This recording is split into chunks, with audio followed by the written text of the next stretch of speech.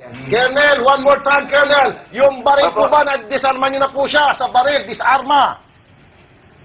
Hello, sir. Hindi nyo nasasagot yung tanong ko, sir. Nagdidingi-dingihan kayo. Disarma nyo na ba? Hello, sir. Hindi. Sige, di ba? Okay na. Ayaw tayo marinig niya. Ayaw na. Disarmahan mo na, Colonel. Hindi na. Colonel! Hello, sir. Colonel, disarmahan mo na!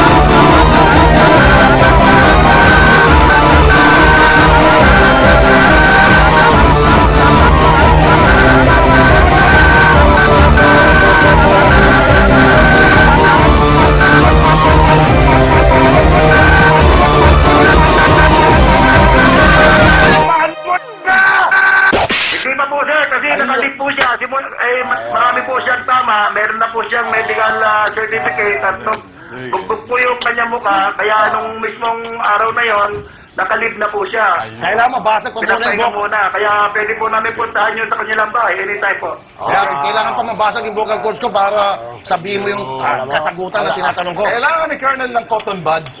Linis lang sa tenga konti. At saka, Colonel, hindi yung mabubugbog yan kung hindi siya nang-abuso. Ayun. Nabugbog siya ng taong bayan, kaya ako may nagbubog. Ay, Anyway.